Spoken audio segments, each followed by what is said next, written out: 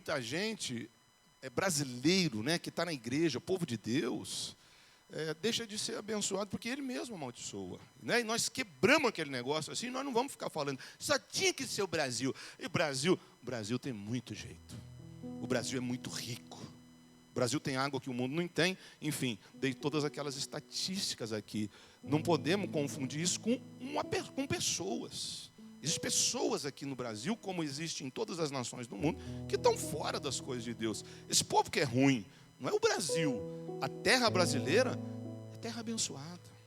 Eu tenho orgulho e amo ser brasileiro. Então nós falamos sobre isso e muitas coisas mudaram. E nós, assim, ó, a venda dos olhos foi tirada, né? A gente ouviu, né? Falar mal. Porque é Brasil, cara.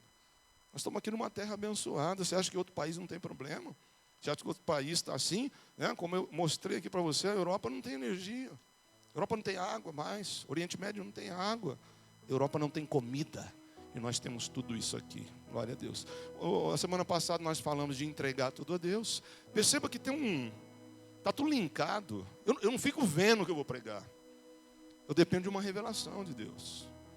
Eu prego toda semana aqui. Mais de 20 anos. Então eu dependo de uma unção de Deus para falar coisas que você tenha prazer em ouvir e que realmente dê um resultado na tua vida. Porque se eu começar a falar qualquer coisa aqui, você vai para outro lugar. Se eu começar a falar qualquer coisa aqui sem direção, eu vou pregar o que eu quero, não vai ter resultado. Então eu olhando assim atrás, um está vinculado no outro. Primeiro nós fizemos as petições, depois nós entendemos o lugar em que nós moramos, depois nós entregamos tudo aquilo que poderia dificultar, nós recebemos a nossa promessa. Entrega tudo.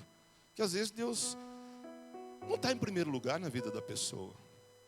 Qualquer coisa tira a pessoa da presença de Deus. Aí por mais que ela tenha feito pedido, orado, ela mesma perde a bênção. E hoje eu quero falar disso aqui, estritamente falar de dinheiro, falar de finanças. Deus me deu essa revelação no livro de Ruth. Eu nunca vi negócio de dinheiro lá, por isso que eu vejo que é Deus puro. Já preguei, já ouvi tanta pregação no livro de Ruth, falar de desobediência, confiança, falar de respeito, sair da direção, mas falar de finanças. Então vamos lá ver o que Deus tem para nós hoje. Você me dá uns 40 minutos da tua paciência, e eu tenho certeza que essa palavra vai ser cura interior para muita gente. Eu tenho certeza que Deus vai libertar pessoas aqui. Que o nosso tempo, assim, teologicamente falando, na terra está pequeno, gente. Nós vemos que as profecias estão cumpridas e a grande promessa que vem aí é o arrebatamento da igreja. Então, se tem alguma coisa para viver na terra aqui, é agora. É esse ano. Como nós profetizamos o ano passado, 2022 será o melhor ano nosso. E muitas pessoas me falam isso. Pastor, que ano que é esse? Então, nós vamos falar de novo. 2022 foi bom, mas 2023 vai ser melhor. Porque estamos mais perto ainda da salvação. E agora? Quem falou que Deus, que operou lá, não vai operar aqui? É só você não se envolver com o pecado. Só você se mantiver na presença de Deus, vai dar tudo certo, irmão. Então vamos lá ler comigo, é importante nós lermos esse texto. Capítulo 1, versículo 1. Vamos ler só o começo, para nos dar a direção do que será falado aqui nessa noite. No tempo em que Israel era governado por juízes, houve uma grande fome naquele país. Por isso um homem de Belém, cidade da região de Judá, foi com a sua mulher e os seus 2 filhos morar por algum tempo num país chamado Moabe. O nome desse homem era Elimeleque. E o nome da sua mulher, Noemi. Os 2 filhos se chamavam Malom e Quilion. Essa família era de Efrata, um povoado que ficava perto de Belém, de Judá. Eles foram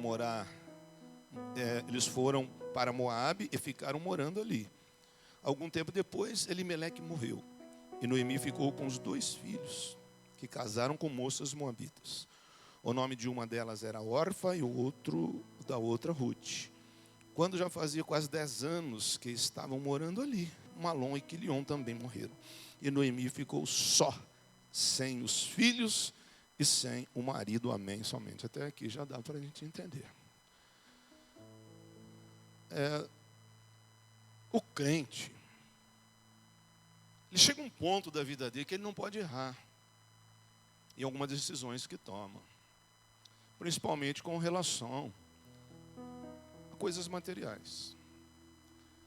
E chega um ponto, se a pessoa não entender que coisa material é estritamente importante para Deus também, que Deus quer isso, a pessoa ela corre o risco de tomar uma decisão precipitada, às vezes até por necessidade, e esse negócio vai ficar muito caro depois.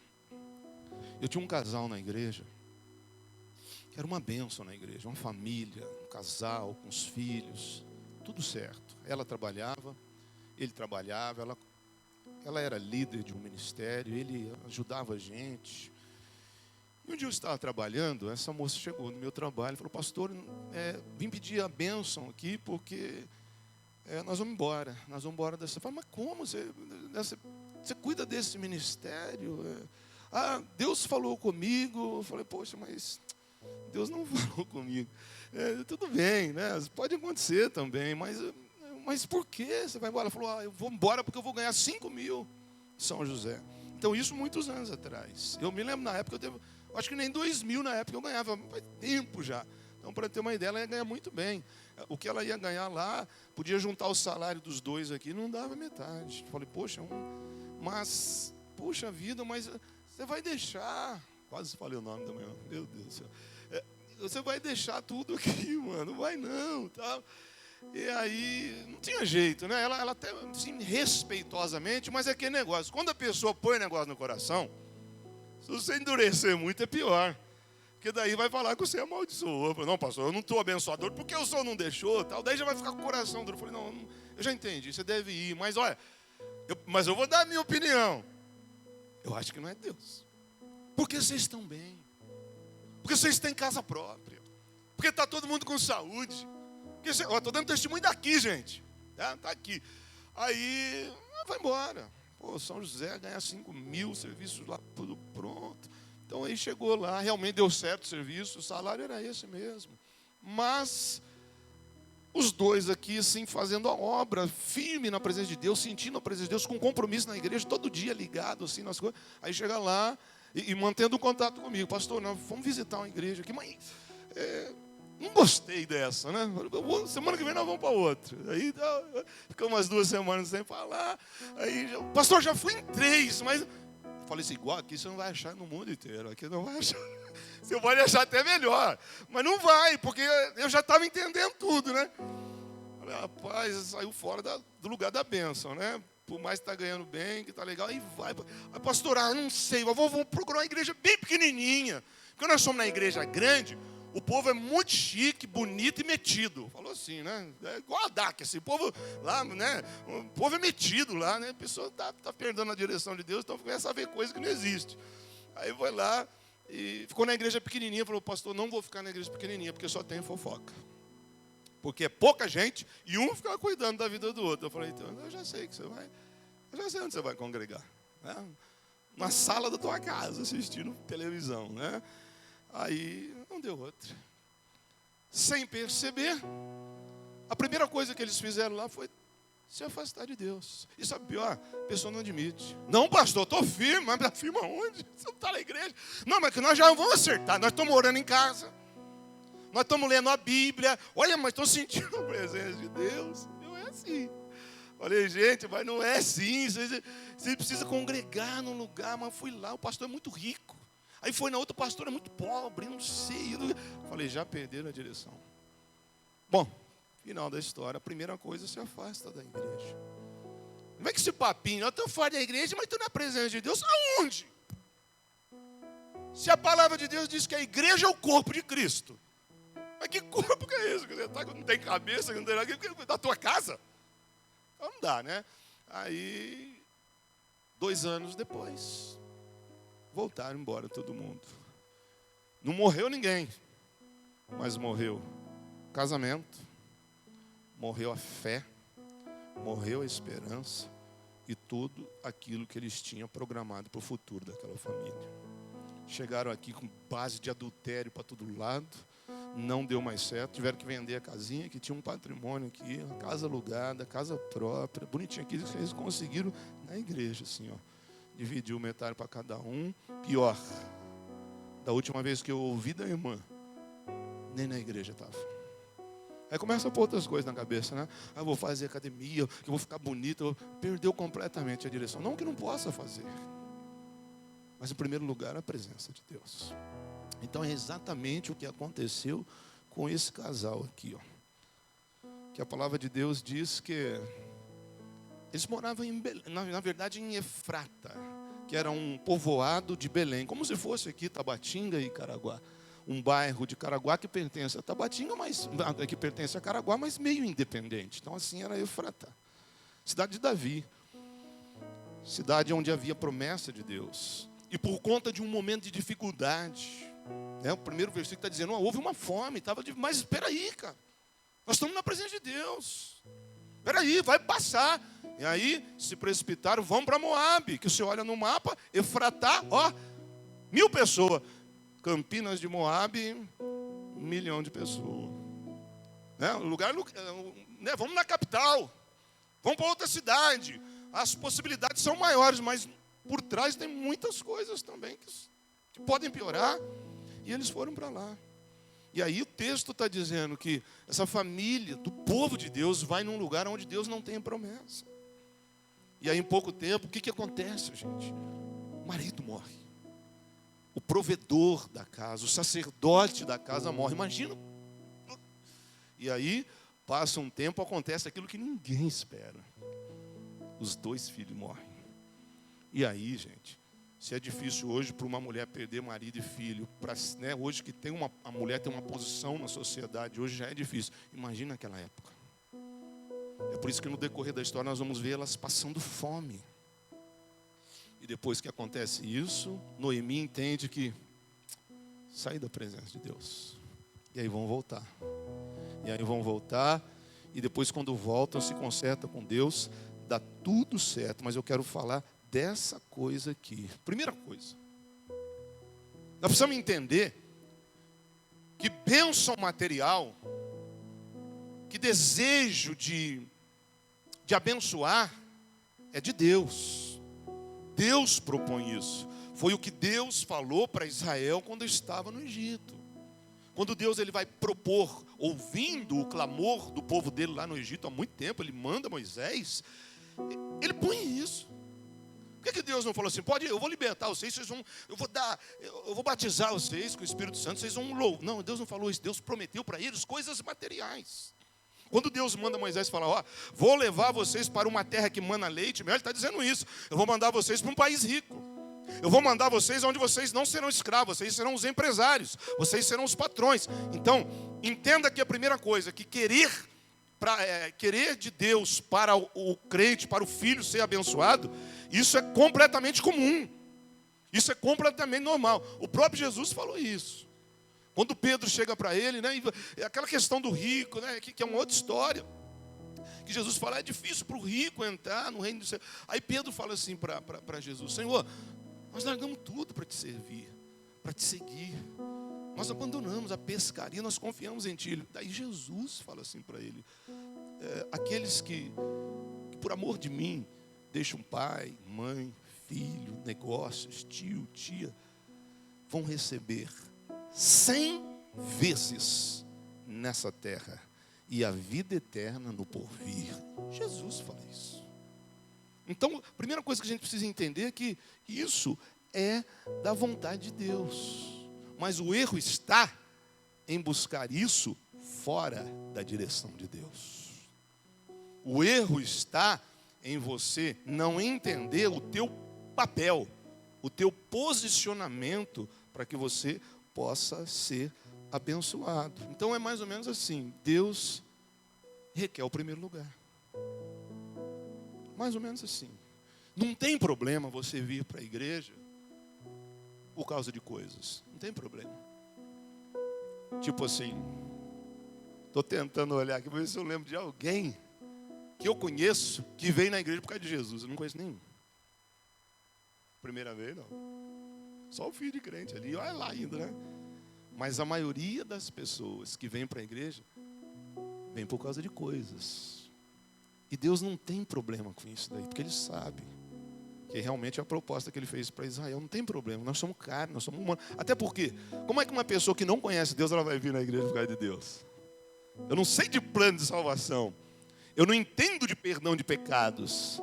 Eu não entendo que se eu morrer sem Cristo eu vou para o inferno. Eu não entendo, eu vou aprender isso. Então, a maioria das pessoas, elas vêm para a igreja por causa de coisas. Isso não tem problema nenhum. Eu vim assim. Quando eu vim para a igreja, eu vim porque estava difícil lá fora. E eu vim com esse pensamento. Eu vou dar um tempinho nesse lugar aqui. Porque eu estou fazendo muita coisa errada lá fora. Vou deixar a poeira baixar. Eu vou ficar aqui, ó, eu tinha um plano. Eu vou ficar aqui 1 mês, 2 meses. Quietinho. E aqui ninguém vai falar mal de mim, né? Só ir em lugar podre. Vou entrar na igreja, tinha um convite, né? Um homem falou, rapaz, você precisa ir para a igreja. O que você está aprontando aí? Tá saindo no jornal já. Então eu peguei, vim na igreja e tinha um plano. Eu não vim por Deus. E falei assim, vou ficar uns 2 meses só. E depois volto arrebentando tudo. Só que eu cruzei o olhar com ele. Só que em 2 meses de igreja, em algum momento eu bati o meu olhar com o olhar de Jesus e algo aconteceu lá dentro de mim, assim, ó. Aí eu saí do último banco, vim para frente e falei, eu nunca mais saí desse lugar aqui. Porque vale, Deus deixa você vir a Ele por causa de coisas. Só que depois você tem que colocar Ele no lugar dele. Para você não ouvir o que Ele fala lá em Apocalipse para a igreja de Éfeso. Igreja de Éfeso, vocês estão fazendo muito bem. Estou feliz com vocês que isso aqui vocês estão fazendo tão bem, tão bem, tão bem. Eu acho que eles pensaram que ia fechar a conta no positivo. Aí Jesus fala assim, mas tenho algo contra vós. Porque deixaste o primeiro amor. Ai, meu Deus.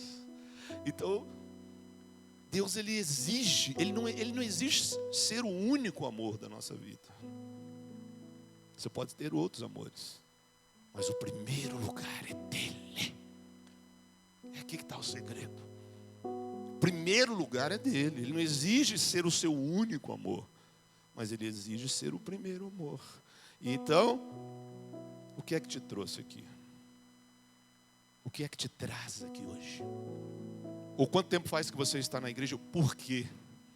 Você não entende que só foi uma isca para você chegar aqui, abrir o teu coração, adorar o teu rei, colocar ele em primeiro lugar na escala de valores na tua vida, porque o resto ele vai fazer. A gente começa assim. Entendeu isso? É hora de colocar Deus no devido lugar dele na tua vida. Ele é o teu primeiro amor. Ele é o teu maior amor. Minha mulher, meu marido, meu filho, tudo bem. Segundo lugar, o primeiro é daquele que morreu por mim na cruz do Calvário. Eu sei como é as coisas. Tem gente que vem na igreja por causa de namoro. Tá valendo, meu irmão. Tudo bem, meu amor, eu te amo. Agora eu tenho um outro amor maior que esse. Tem gente que vem na igreja por causa de dinheiro. Muita gente. Tem gente que vem na igreja por causa de problemas de saúde. Vem orar por alguém. Não tem problema. O que você precisa entender é que você... Já entendi, Deus. Coloca esse problema nas tuas mãos. Entrego toda essa enfermidade da minha casa. Essa dificuldade na minha família. Mas agora eu entendi que eu não posso viver sem ti, Senhor. Aí você vai começar a ver as coisas acontecer. Agora, porque senão, esse texto já nos mostra que não vai dar certo. Solta o versículo 1 aí, Mateuzinho. Inacreditável o que aconteceu aqui, ó. Olha o versículo 1 que nós lemos, ó. Olha lá o que essa moça falou. Quando Noemi sai com Elimeleque e os 2 filhos para Moabe, então tinha uma situação lá. Olha o versículo 1, ó. Não, versículo 1, Mateuzinho. Misericórdia, rapaz do céu, viu? Olha lá. No tempo em que Israel era governado por juízo, houve o quê? Uma grande fome.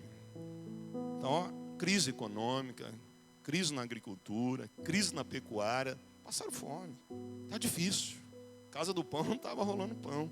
Então, realmente, houve um problema, sim ou não? Tinha um problemaço lá. Aí vai acontecer todo o desenrolar da história que eu já te dei um panorama aqui. Por causa da dificuldade, vamos sair. Mas peraí, cara, mas vocês estão na igreja. Casa do pão, Belém, é a casa onde tem o pão. onde você é alimentado pelo menos espiritualmente. Espera aí. Poxa vida, lá na frente é o lugar onde a maior promessa vai acontecer. Jesus vai nascer, permanece aí. Mas eles, se precipitaram. Não, mas tá, vamos ver o nosso lado. Aí eles saem, acontece tudo isso. Aquilo que eles jamais esperavam que acontecia. Perdeu o homem, perdeu os 2 filhos, a mulher ficou sozinha. Uma nora deixou ela, a outra voltou com ela. Quando elas estão voltando, e quando elas entram no território ali de Judá, chegam em Belém, as mulheres começam, nossa, essa é Noemi. Não, me chame de Mara agora, porque eu estou amargurada. Olha o que ela fala, gente, versículo 21. Olha o que ela fala quando ela volta. Quando saí daqui, olha isso aqui, gente. Eu tinha, peraí, mas não tinha fome? Mas não estava passando necessidade? Da boca dela. Quando eu saí daqui, eu tinha tudo, mas o Senhor me fez voltar sem nada. Pode tirar. Olha isso aqui, gente. Às vezes a pessoa pensa que porque está desempregado, ou pensa porque está passando por um momento de dificuldade. Sai da igreja, sai da célula, sai da presença de Deus, ou então saia da presença espiritualmente, já não está orando como deve, já não está, aí está emprestando a boca, está fazendo um monte de coisa. Mas depois, gente, depois que acontece essas coisas, a pessoa não tem como voltar mais, porque fica muito caro para a pessoa voltar, e algumas coisas não podem acontecer, porque dependendo da decisão que se toma, nunca mais nós vamos corrigir algumas coisas. E é sobre essas coisas que eu quero falar nessa noite aqui. Vocês desligaram a internet aí? Vocês tiraram meus bolsos daqui.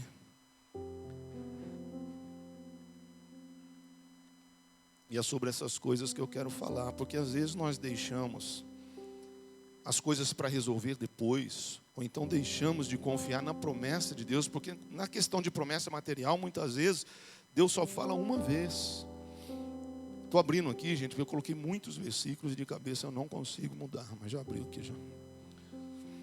Então, inacreditável. Às vezes a pessoa ela pensa que está faltando coisas. E porque ela está tão acostumada, às vezes, a ser ajudada, ou depender de pessoas, ou depender assim de... Ela não confia nela. Ela não confia que Deus vai dar para ela. Por isso que eu falei sobre cura interior. E eu vou mostrar o porquê. Então veja o que Ruth disse depois, no capítulo 1, versículo 16. Essa não precisa colocar não, que eu leio por aqui mesmo. Porém Ruth respondeu. Esse aqui é um dos textos mais lindos da Bíblia. Inclusive tem música a respeito desse versículo. Não me proíba de ir com a senhora, nem me peça para abandoná-la. Onde a senhora for, eu irei. E onde morar, eu também morarei. O seu povo será o meu povo, e o seu Deus será o meu Deus. Então o segredo está aqui, gente. O crente, que é Noemi, que deveria dar o exemplo, não deu o exemplo. Daí Deus usa alguém que não era da igreja, que não era do povo, que não tinha a promessa sobre a vida delas, faz essa pessoa ter a promessa, e essa pessoa ensina a gente como deve fazer. Esse texto, para mim, é um dos mais lindos da Bíblia. Porque quando essa moça ela fala isso, não, eu vou com você. De agora em diante o teu povo será o meu povo, e o teu Deus será o meu Deus. Gente, ela não conhecia Deus. Não tinha milagre. Ela perdeu o marido. Ela perdeu o sogro. Ela perdeu qualquer possibilidade de sustento. Tiveram que voltar. E ela fala, eu vou. Mas espera aí, como pode? Como pode? Mais ou menos aquele negócio de Jesus passando e Mateus ou Levi ali na coletoria ali dos impostos, trabalhando para o Império Romano, odiado pelos judeus. E Jesus olha para ele e fala, vem comigo, você vai ser um apóstolo. Ele larga o dinheiro, ele larga tudo, sabe? Aquela situação de Jesus na casa de Zaqueu também, que vai lá, não fala nada para Zaqueu, só está jantando, e quando cruza o olhar, Zaqueu se derrete em arrependimento, fala, Deus, Jesus, eu vou entregar tudo que eu tenho. E Jesus falou assim, agora entrou salvação nessa casa. Ou seja, esses textos nos mostram que a gente não precisa de coisa para servir Deus, que é um perigo você servir a Deus por causa de milagre, que é um perigo você está achando que é forte só quando você está abençoado. Porque aqui nós vemos o caso de uma pagã. de uma mulher que era inimigo do povo de Deus, dá uma lição do que é ter fé. Eu não quero saber. Eu não vi o teu Deus fazer milagre. Eu só vi coisa ruim acontecer, mas alguma coisa no meu espírito me mostra que você ainda tem uma promessa. Que se você voltar, que se você se consertar, que se você se colocar na presença de Deus, alguma coisa vai acontecer. De hoje em diante eu não quero mais o meu povo. Meu povo não tem promessa. Fora da igreja não tem jeito de ser feliz. Não dá para viver sem Cristo. Mas nós vamos voltar para Belém, porque a partir de hoje o teu povo é o meu povo e o teu Deus é o meu Deus. Mas como pode, gente? Como pode? Eu não estou falando de gente da igreja. Não estou falando de parente de sacerdote. Gente que não viu um milagre. Será que isso tem validade para Deus? Será que isso tem alguma validade para Deus? De uma pessoa que não está num momento muito bom, fala assim, eu não te abandono, Deus. Eu vou te adorar mais ainda, porque eu sei que a minha situação vai mudar. Eu sei que alguma coisa vai acontecer. Eu sei que vai dar certo. Eu estou fazendo tudo certo. De repente está faltando uma coisinha só para acertar. Mas o Senhor é o meu Deus. Dá para entender isso, irmão? Dá para entender isso para Deus mudar o quadro da tua vida hoje? Ao invés de, se Deus não faz, eu não faço. Deus, por que Deus deixou? Pronto. Aí já começa a decadência já, meu. O que está te tirando da presença de Deus, hein? Primeira coisa que nós precisamos, aqui eu já vou para a conclusão.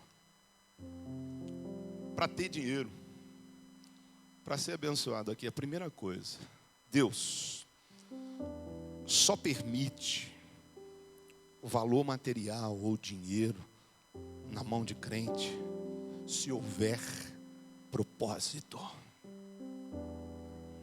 Pega essa aí.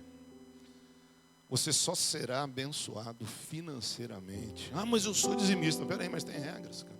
Conheço um monte de gente dizimista que não dá certo. E eu creio em nome de Jesus, por isso eu trago essa palavra hoje, que Deus vai destravar a tua mente. A partir de hoje você vai ser abençoado. Se não tiver propósito, não tem dinheiro. Peraí, eu só te dar 1 milhão hoje. Você não sabe o que você vai fazer. Para que você quer o dinheiro? Um diamante tem valor. Um diamante grande, assim, lapidado, assim, sei lá, diamante branco, tem valor. Um baú cheio de diamante, de ouro e de pedras preciosas tem valor? Sim ou não? Um baú cheio de diamante, de ouro no fundo do mar tem valor? Tem valor.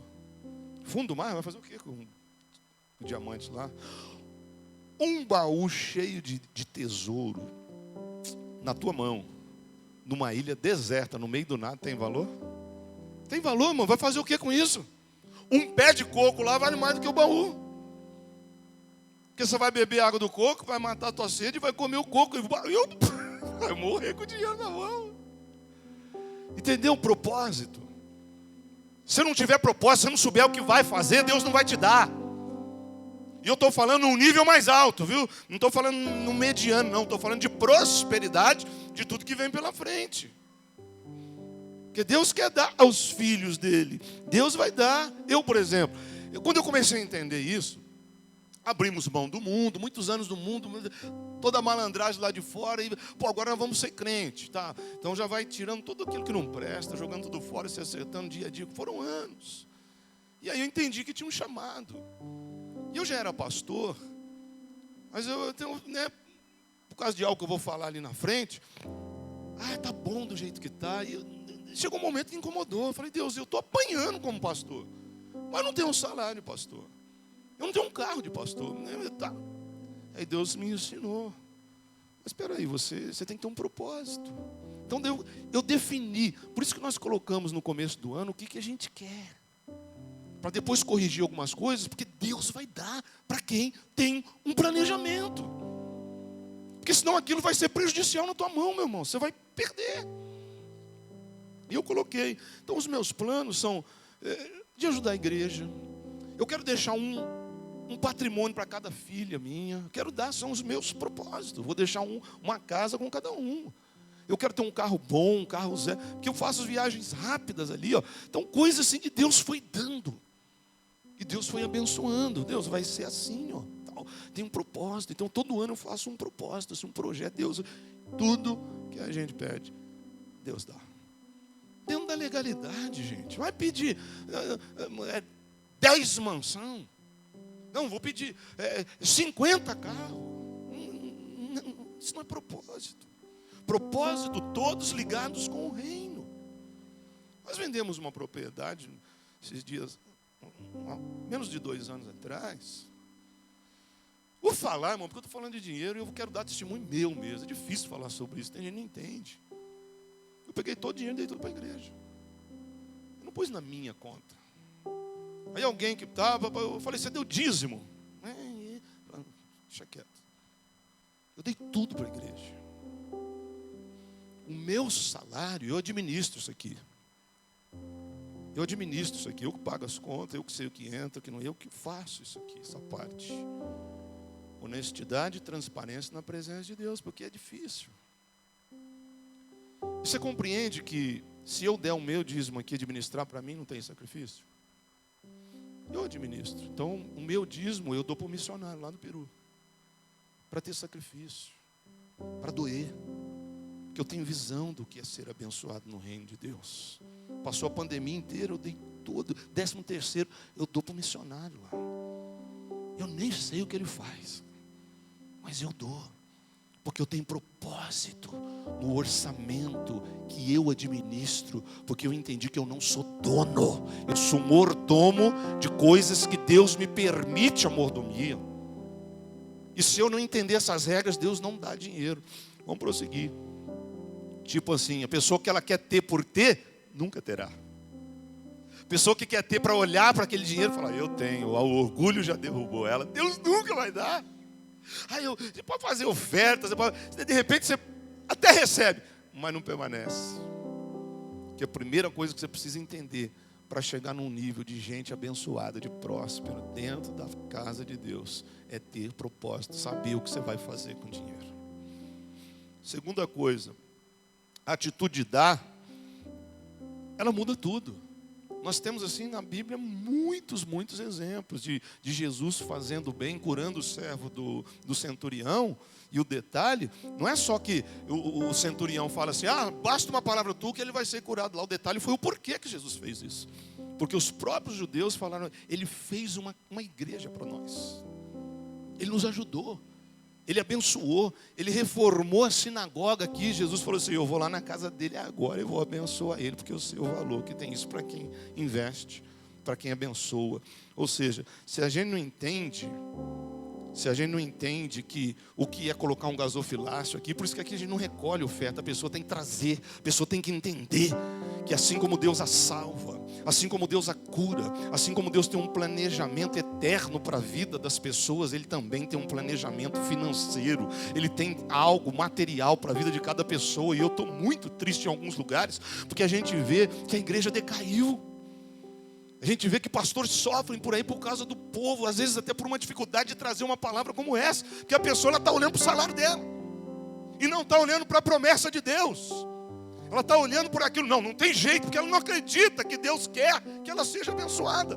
E aí ela não anda conforme a palavra de Deus ensina, então logo ela vai viver com aquilo o resto da vida, e muitos abaixo da linha da normalidade ali. Então tem muita coisa que não vai dar tempo da gente falar hoje, gente. A própria natureza mostra para a gente, né? Uma árvore frutífera, ela dá fruto, não dá para ela. Ela dá fruto para os outros. Não precisa fazer nada para ela. Ela já tem a bênção de Deus, de dar fruto. De dar fruto de beira de estrada, a mangueira na beira da estrada vai dar fruto. E ela não dá para ela. A própria árvore não come dos frutos que ela dá. Um manancial que jorra água, ela jorra água o ano inteiro. E a própria fonte não toma da água da fonte, ela jorra para os outros. Então Deus, na própria natureza, Ele mostra para nós qual é o segundo propósito de se ter alguma coisa, é ajudar alguém. Se você pensa que Deus vai te dar dinheiro para você pegar aquele monte, eu, minha família, minha casa, nós só aqui, sabe o que acontece? O que aconteceu com essa família aqui, ó. Só pensou neles. Estava Belém inteira, toda a terra de Israel, passando necessidade. Quando ele sai dali, sabe o que ele fala? Não quero nem saber o que eles estão passando, eu vou ver o meu lado, vem a minha família e vamos lá. Tomou uma decisão precipitada, fora da direção de Deus, perdeu tudo, voltou sem nada. Por causa disso, vou pensar em mim. O importante é o que está acontecendo com a minha casa. Então aqui, se você não entender que quando você tem um coração aberto para ajudar, para abençoar, Deus vai olhar e vai falar assim: achei um bom lugar para investir dinheiro, pode depositar tudo lá. Quem entendeu a direção? Oh meu Deus, eu sabia que ia ser difícil falar sobre isso. E a última coisa, e aqui é o mais importante: acabar com o orgulho da pobreza.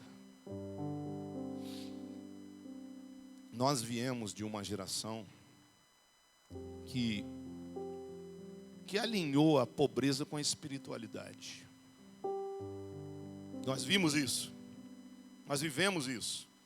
Nós ouvimos ministrações a respeito disso, que pobreza, ter pobreza, ser pobre, é ter intimidade com Deus, ou é ser, assim, andar um nível mais alto na espiritualidade perto de Deus. Nós vimos isso. Nós vimos que alguns pastores até achavam que pregavam aquilo. Não, você não pode ter muita coisa, porque pegavam os versículos isolados da Bíblia, assim, e interpretavam errado. Por causa de uma ideologia, uma ideia que nós pegamos da Igreja Católica. Já viram isso? Difícil, mas na palavra de Deus você não acha Deus fazer isso.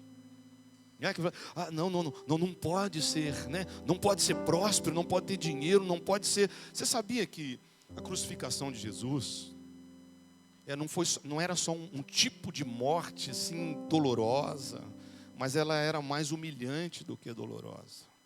Porque quem morria crucificado era só o pior da sociedade.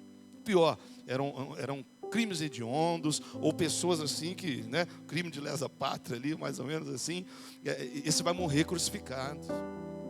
Então o pior da morte de Jesus não era só a dor, mas sim a humilhação, que ficava assim, para fora dos muros da cidade, ficava lá e não podia enterrar. Tinha que ser comido pelos pássaros. Quem morria por crucificação. Os judeus foram pedir lá por causa da Páscoa. Nós não queremos esse problema aqui. Os corpos em decomposição por causa da Páscoa. Mas tão logo eles eram retirados da cruz, eram jogados em qualquer vala. Então era uma morte humilhante, uma morte assim deprimente, para ser esquecida. E aí sabe o que acontece? Porque era uma promessa de Deus. Quando Jesus está lá na cruz lá, morrendo, entregando o Espírito, e quando ele morre, José de Arimateia, um senador, um homem rico, que tinha condição, porque ninguém chegava para falar com Pilatos. Um homem rico, ele vai lá e vai falar com Pilatos e fala assim: eu quero comprar o corpo de Jesus aqui. Mas ele já morreu, pode mandar ver lá. E ele vai lá, ele intercede, ele compra o corpo de Jesus, ele paga, e ele traz, ele desce, prepara o corpo de Jesus e coloca o corpo de Jesus num túmulo de rico. Coloca numa rocha cavada que nunca tinha sido enterrado ninguém. Eu nem ia ficar lá.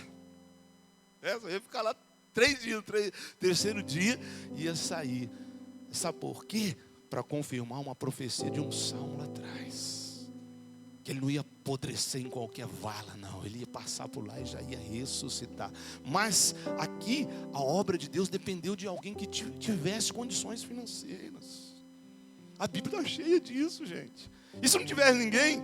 Não, tem que pagar para isso aí. Não, vamos pedir, vamos rezar. Não, vamos orar. Não adianta. Tem que pagar. Então a obra de Deus é cheia de assuntos assim, ó. O ouro tem valor? Então fala de ouro na Bíblia porque não havia dinheiro em espécie. Senão ia falar lá do real, do dólar, do euro. Então quando a Bíblia está falando de ouro, está falando, quando Deus fala assim: eu sou o dono do ouro e da prata, Ele está falando: eu sou o dono das coisas materiais. O ouro tem valor? É pecado ter dinheiro? Então o ouro para nós hoje representa o dinheiro. É pecado ter dinheiro? Então por que vai ter ouro no céu?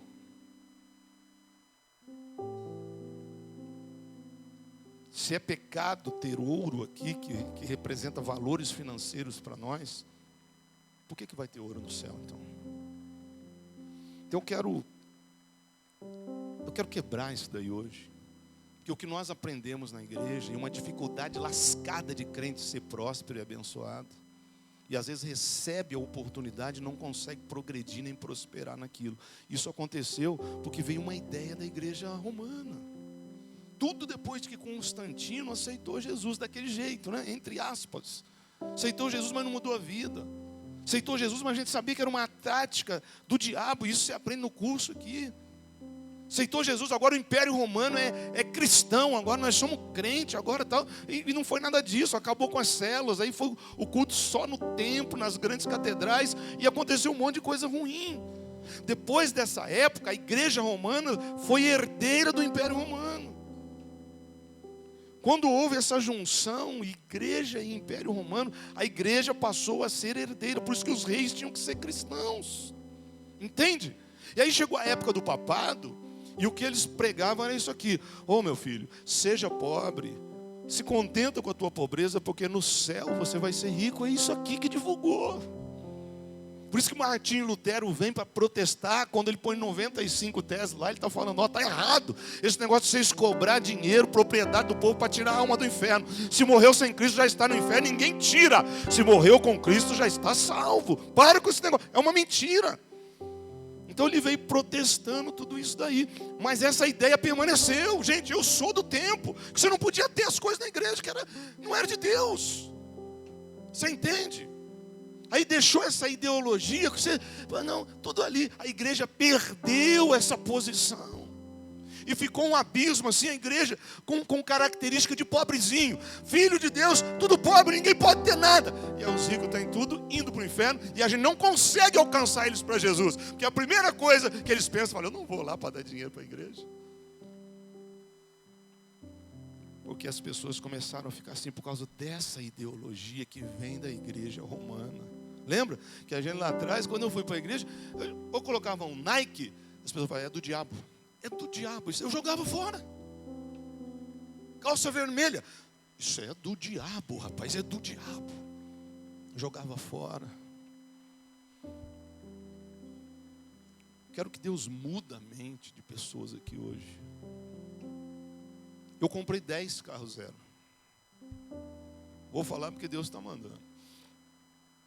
Eu comprei 10 carros zero. E eu estava falando com a minha esposa esses dias. Puxa, se a gente tivesse fé, a gente não tinha sofrido tanto. Quando eu vim para a igreja, eu já tinha emprego, já tinha casa própria, tinha carro. Mas só de segunda mão. Não conseguia ser próximo. É carro que o escapamento furou, está vazando óleo, daquele jeito. Né? Você põe 5 litros de gasolina para amanhã colocar mais 5 litros. Assim, só não vê. A luz do painel da gasolina do meu carro ficava mais acesa do que o farol do carro, né? Porque não saía da reserva. Só liga a luzinha lá na cara da gente. É uma miserabilidade. Tinha carro, mas daquele jeito, né? Irmão, quanto vai? Só pode ir 3. Porque esse 4 pesa muito, 5 não vai subir a serra. É desse jeito. Eu vim para a igreja assim, desse jeito.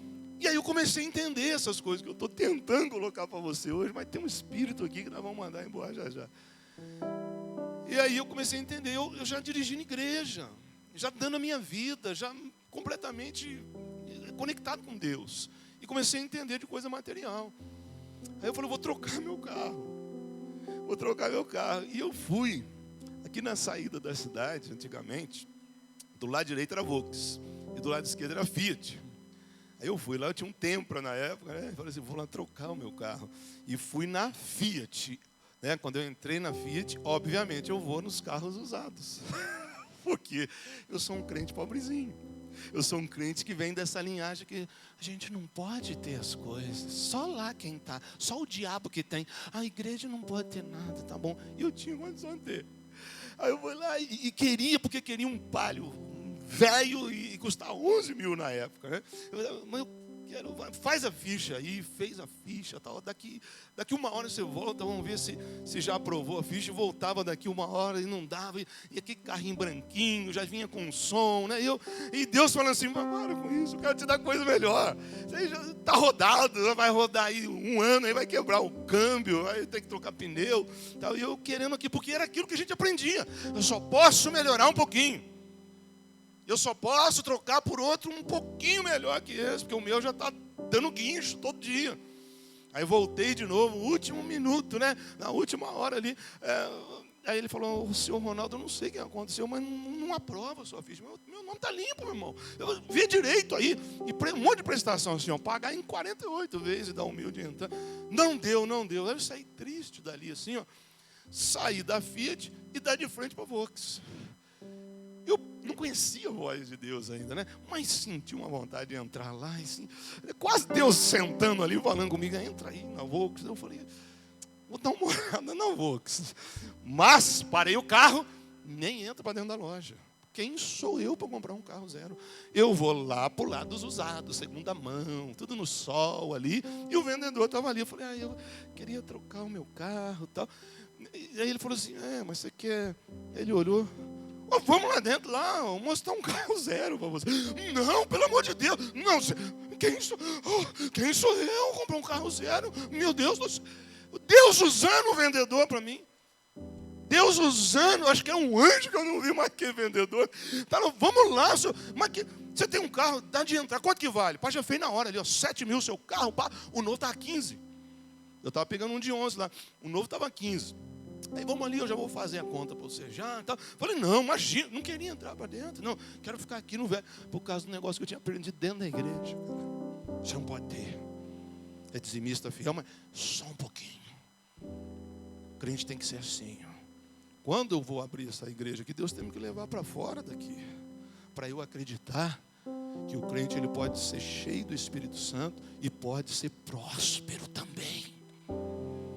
Aí entra lá, eu assim, ó, não vou na primeira mesa, não vou lá, não tem condição. Eu sei quanto que eu ganho, as minhas contas, eu tenho que pagar aquilo dali, desse jeito. Aí o cara pegou um papel ali, falou, aqui, ó, dá o seu aí, 7 mil, nós vamos financiar o resto. Aqui quanto você vai pagar por mês? Menos que lá? Mas, ai meu Deus, preciso ligar para minha mulher. Ele falou, então, rapaz, vem aí. Posso ver o carro? Pode. Aí abriu o motor. Eu nunca vi um motor. Pode abraçar o motor. Não está cheio de óleo, nada. Pode abraçar o motor. Um motor do limpinho, gente. Um motor do carro. Eu nunca vi um motor de carro limpo desse jeito. O meu tudo vazando óleo. Graxa para todo lado. Tira a vareta. Dá para ver o risquinho. O óleo parecia água. O óleo tudo novo. Golzinho, special. 2 portas só. Aí ele falou assim, vamos colocar 2 mil a mais, você pega a direção. Não, pelo amor de Deus. Não. Tá bom desse jeito. E fechei aquele carro ali, ó. Aí, irmão, falou assim, daqui a pouco você vai. Mas, antes de eu chegar na porta, já aprovou. Sério? Ó meu coração, eu vou ter um carro novo. Já liguei para casa, falei, vou lá buscar minha mulher para vir comigo, vai deixar esse carro aqui para a gente ir e tal. Voltei. Detalhe. O vendedor, malandro, porque vendedor de carro eu já comprei 10. E eu sei que eles são mala, que eles são malandro. Tentou rapar milão meu. Ele falou, não, porque tá assim, mas você tem que dar 1.000 aqui. Eu falei, não, eu arrumo 1.000 aqui, eu vou lá no banco, já vou lá. Aí travava o banco lá, deu pegar a mulher lá no Rio do Ouro, cheguei lá e tinha ido embora. Aí chega lá, deixou uma outra funcionária. Senhor Ronaldo, tá tudo certo já, ó. Que tal a chave do teu carro e tal. E eu aqui com milão aqui, né? Eu falei assim, mas ele falou, tá tudo certo. Assina aqui. Assinei, eu falei, eu vou ficar quieto. Acho que esse cara tá me roubando, né? Ele tá aqui, assina. Mas eu que... Ele tinha que pagar alguma coisa. Ele queria ser crente, né? Certinho. Não posso sair daqui com legalidade, vou bater o carro novo. Quer seguro? Não, pelo amor de Deus, seguro não do jeito que está, vai na oração só, do jeito que está. Você, eu tenho que pagar? Não, tá tudo, mas está tudo certo? Sim, semana que vem você vem pegar o carnê certinho, saía carnezão da Volks, 48 vezes. Mas não tem que pagar? Não. Então tá bom. Falei, já entendi, esse cara passando a perna em mim, faz uma jogada lá, né? Faz uma jogada lá, que depois do outro carro, a mulher falou para mim, o vendedor de carro é tudo mala. Aí eu fui lá, gente, abri a portinha, aquele cheiro de novo, falei até em mistério. A mulher falou, quer que tire o plástico? Não tira esse plástico. Não tira esse plástico. Ó, pergunta para a pastora, andamos 6 meses com aquele carro, não tira esse plástico. Esses negocinhos de plástico, deixa para os outros ver que é novo mesmo. O primeiro carro que eu comprei assim, fiquei com ele, ia pagar em 48 vezes. Quando eu paguei 36, Deus já me deu condição de trocar o carro. Sabe por quanto eu passei esse carro? Quantos mil quilômetros? As mulheres não entendem disso, mas os homens entendem. 15 mil, cara. Eu só ia para a igreja. 15 mil quilômetros rodados num carro, 3 anos de uso, um carro zerado. Eu vou tirar o plástico. E já passei a bola, fui lá e comprei outro. E desse jeito, eu já comprei 10 carros zero. Porque eu tenho um planejamento com Deus. A casa que eu moro hoje, eu desenhei no papel. Eu quero uma casa nesse lugar, desse jeito. Mas precisou quebrar algumas coisas na minha mente. Eu não pude entrar naquela ideologia que a gente vinha de religiosidade, de gente que nunca foi próspero. E aí não acredita que Deus pode fazer. Mas nós estamos vindo numa geração de crentes, de que honestamente diante de Deus, de dizimista fiel, que vai tomar conta do empresariado dessa cidade. Eu creio nisso. Porque essa é a promessa de Deus. Deus nunca falou que você seria cauda, mas sim cabeça. Deus nunca falou que você ficaria por baixo, mas por cima. O que é isso? É só espiritual? Então tem algumas coisas que a gente precisa entender e melhorar. E outra história. Por que que muitas vezes o ímpio tem dinheiro e o justo não tem? Por quê? Primeira coisa, porque o mundo que nós vivemos é um mundo injusto. Esse mundo não é justo.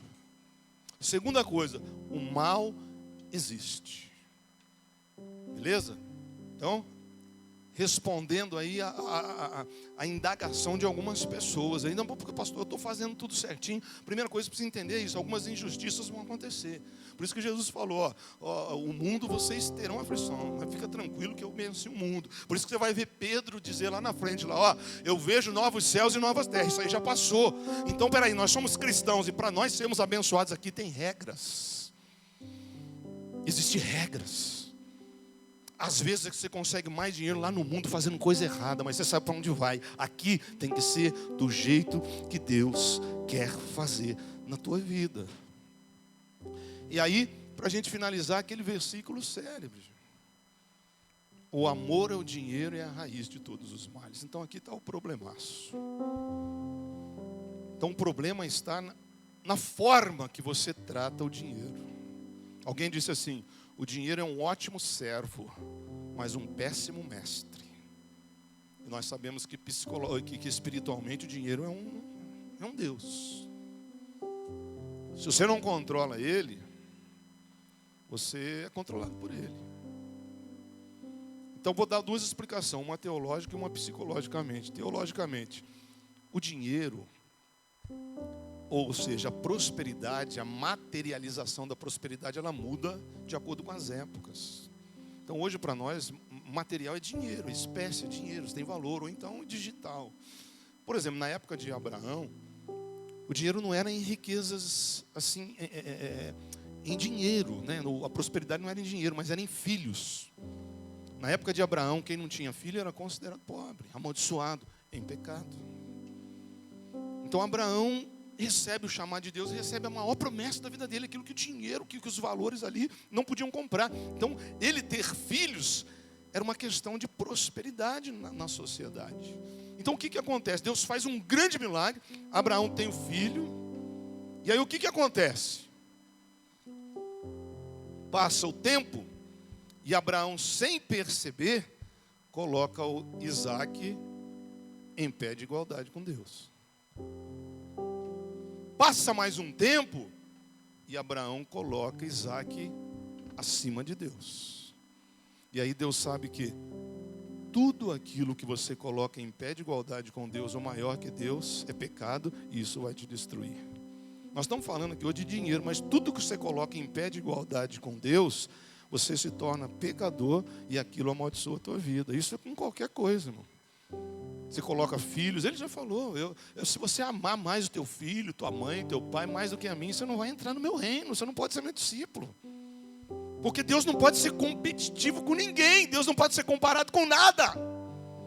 E principalmente com relação ao que nós estamos falando hoje. Quando você coloca o dinheiro em pé de igualdade com Deus, você está em pecado.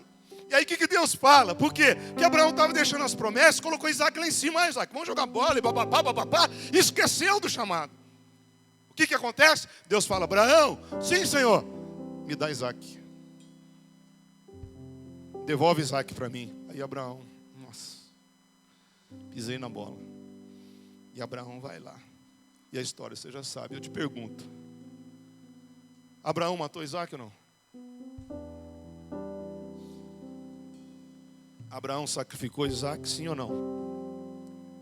Pensa bem. Abraão sacrificou Isaac ou não? Psicologicamente, sim. Quando ele entendeu a bobagem que ele fez, só faltou o ato. Ele entregou, ele entendeu. Ele falou, rapaz, troquei a promessa, troquei Deus pela promessa. Coloquei a promessa no lugar de Deus. Daí ele vai lá, ele entrega, ele vai matar o filho, ele entregou. Aí Deus falou, já sei, agora sim. Agora você colocou as coisas em ordem. Pode voltar lá, eu vou continuar te abençoando. Tudo que você coloca em pé de igualdade com Deus, rouba a tua bênção. Você tem um carro? Ou o carro te tem? Você tem um celular? Ou o celular te tem? Você tem uma empresa? Ou a empresa te tem? Você tem um marido, uma esposa? Ou eles dominam a tua vida? Qual é a ordem de prioridade sua com relação a tudo ao entorno da tua vida comparado com Deus? É aqui que está o segredo. E a última coisa. Sabe por que Deus não dá bênção para algumas pessoas da igreja? Porque enquanto elas não aprenderem a se contentar com o que têm, a acreditar que elas podem ter o que as outras pessoas têm, se estiverem dispostas a fazer o que as outras pessoas fazem, elas jamais serão prósperas e abençoadas. Aquela ideia de que o macaco, quando não consegue comer a fruta, ele fala que está estragado para ninguém comer, às vezes acontece na igreja por aí, aqui não tem isso não. Aquela historinha de que quando você começa a ser abençoado e alguém começa a falar mal de você, sabe por que isso acontece? É uma forma dele comunicar que ele está com inveja de você, que ele não consegue ter o que você tem, daí ele começa a bater no que você tem. E esse tipo de pessoa jamais é abençoado na igreja. É isso que eu quero que pare. Porque todos nós somos filhos de Deus e Deus tem para dar todos aqui. Não importa o teu grau de escolaridade, não importa o tempo que você tem de igreja, não importa o quanto você ganha. Você precisa entender que você faz parte da promessa de Deus e que se você entender isso, dentro da tua capacidade de administração, Deus vai te fazer próspero lá dentro. Porque de outra forma, o dinheiro na mão de uma pessoa que não está curada mentalmente vai destruir essa pessoa e vai destruir todas as pessoas que estão ao redor dela. Por isso que gente não consegue dinheiro na igreja. Dá para entender? Que quando você vê, eu já vi tanta gente assim, gente que é legal em todas as áreas. Mas quando vê alguém sendo abençoado, aquilo incomoda ela solta um veneno aqui, solta um veneno ali, e a vida dela não consegue progredir na parte financeira. Deus pode mudar vidas hoje aqui, Deus pode mudar, Deus quer mudar. Essa palavra eu trago na direção de Deus. Sabia que seria difícil, porque falar de dinheiro na igreja é difícil. Não estou falando de teologia, de prosperidade, dá tudo que você tem, isso aí não tem nada a ver. Esse negócio de que se você não tem dinheiro, você não está abençoado, não existe também. Eu estou falando de prosperidade. Eu estou falando que muita gente da igreja está abaixo da linha do que Deus quer dar para elas. E às vezes o pecado não é porque não está dizimando, ou porque não está fazendo a obra, sim pelo que pensa. De quebrar essas crenças limitantes. Por isso que eu falei em cura interior. Que a pessoa pensa, a pessoa fala, para ele não pode, para ela não pode. Aí a pessoa não é abençoada, ela mesma. Sabe quem que é o maior inimigo contra a tua prosperidade? Você mesmo. Ninguém pode intermediar isso, ninguém pode ser obstáculo àquilo que Deus quer fazer na tua vida com relação às finanças, a não ser você mesmo. Então, duas coisas. Começa a abençoar. Começa a colocar um projeto nas mãos de Deus hoje. Senhor, eu quero ter um carro. E quando eu tiver esse carro, eu vou levar os crentes para a igreja. Eu vou passear, nós vamos para a praia. Eu não vou ver o irmão lá no ponto de ônibus, não, e tchau. Porque, sabe, o dia de chuva, eu vou pôr o carro debaixo de chuva, eu vou abençoar, eu vou ajudar. Começa a colocar um projeto diante de Deus. Começa a ser fiel. Estou pregando essa palavra em janeiro, porque eu creio que ainda nesse ano, a vida de muita gente aqui vai mudar. Eu sei do que eu estou falando. Estou tendo uma série de dificuldades de falar sobre isso. Mas esse inimigo vai cair por terra hoje, em nome de Jesus. Você vai ser abençoado de uma forma honesta, sem esse papinho de ficar dar tudo. Não é isso, não. Você vai porque Deus quer isso. Isso é promessa de Deus. Porque não tem problema você ter coisas, Deus que promete isso. Não tem problema você ter uma casa. Não tem problema você ter 2 carros. Não tem problema você ter até um avião, se você tiver condição. Não tem problema você ter um barco. Agora o que não pode, entenda isso, é você ter tudo isso e não transformar a vida de ninguém. Diante de Deus, isso aí não pode. É você querer ou ter tudo isso e não querer comprometimento com Deus. Aí não tem, gente. Agora você que está na linha de frente, eu estou vendo gente que não está tendo essa bênção. Estou vendo gente que está sofrendo. E aí é uma série de coisas, pela forma que foi criado, pelo aquilo que viu, por aquilo que... Então é assim, ó, tem traumas que você vai se curar. Inclusive alguns estão sendo curados hoje aqui. Tem traumas que você vai conseguir se libertar deles. Mas tem traumas que você não vai conseguir. E aqui está a resposta do quê? Porque algumas pessoas não são abençoadas. Porque o dinheiro na vida de uma pessoa que ela tem uma crença limitante, que ela não é curada emocionalmente para lidar com isso, só vai ser prejudicial. Que só vai fazer bobagem. Que vai querer fazer igual Elimeleque e Noemi, só para minha família. Não ajuda. Não põe um alimento na cesta lá da Solange. Não ajuda, não quer pagar uma luz. Não quer contribuir com nada. Não vai. Quem é o dono de tudo é Deus. Não vai dar certo. Então as pessoas que elas não querem ser curadas, elas não querem se libertar, não adianta, Deus não vai dar. Que tudo é dele. E nós estamos vivendo um momento em que Deus está querendo derramar bênçãos materiais sobre o povo dele. Por favor, acredite nisso. Nós falamos isso lá atrás, lá pra gente aqui, que estava desempregado há anos aqui, hoje tem até empresa. Acredita nisso, cara. Deus vai precisar fazer coisas nessa cidade e no Brasil, que Ele vai precisar ter pessoas que tenham condição financeira. Não adianta que é só no espiritual. Não dá. Tem coisa que vai ter que ser no valor financeiro. Não pensa que ninguém vai dar uma igreja para o povo de Deus. Esse povo ele vai construir essa igreja dentro do orçamento que está rolando ali. Ninguém aqui joga no bicho. Ninguém aqui faz aposta em loteria. Nós dependemos exclusivamente de Deus. Eu estou correndo um risco de falar uma palavra dessa para você, mas eu tenho certeza que tem gente que vai destravar a mente hoje, vai entender, vai se consertar com Deus e não vai mais emprestar a boca para falar por causa da história de fulano, de ciclano, e vai entender que Deus pode mudar a vida deles. Tem gente que já está com a bênção na mão. E talvez você esteja que nem essa família, mas tomando decisão errada.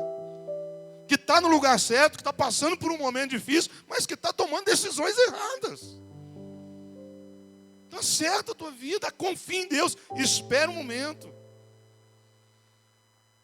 Porque sair da igreja para buscar coisa material, a gente pode correr o risco que essa família correu. Porque se Deus dentro da igreja não pode te dar, o mundo não vai poder te dar. Porque se o mundo te der, ele vai cobrar muito caro por isso. Então vale a pena esperar. Eu quero fazer uma oração para destravar a mente de algumas pessoas aqui hoje. E queria que você ficasse do jeitinho que você está aí. Só curva a tua cabeça, eu quero orar por isso agora. E depois eu vou chamar você aqui à frente, se você tiver coragem de vir. Em nome de Jesus agora. Todo ensinamento contrário ao que se diz respeito às finanças. Ah, Deus, como é difícil falar disso, Senhor. Mas nós, líderes da igreja, não podemos deixar de ensinar o teu povo, Senhor. Por isso eu mando embora agora todo ensinamento errado. Todo trauma psicológico mesmo, Senhor. Crenças limitantes que têm deixado famílias inteiras quase que padecer necessidade. Nós jamais pregaremos a teologia da prosperidade, mas jamais diremos que o Senhor não tem para dar para o justo, para o que é fiel. Então que caia por terra agora, Senhor, todo obstáculo mental que não deixa essa pessoa confiar que o Senhor a ama tanto e que o Senhor quer sim dar, Senhor, um carro novo, sim, uma casa própria. Como não? Se é a promessa que o Senhor nos faz. Não que isso seja a coisa mais importante, mas isso faz parte da nossa vida aqui na terra. Então todas as crenças limitantes que estão atrapalhando teus filhos e tuas filhas aqui de serem abençoadas, nós mandamos embora agora em nome de Jesus. Nós liberamos uma cura na mente de cada pessoa aqui, Senhor, para que todas entendam que Tu és o dono do ouro e da prata, para que todos entendam que não importa as bobagens que fizemos ali atrás, se nós entendemos o que está sendo posto aqui hoje, o Senhor pode fazer um milagre, Deus.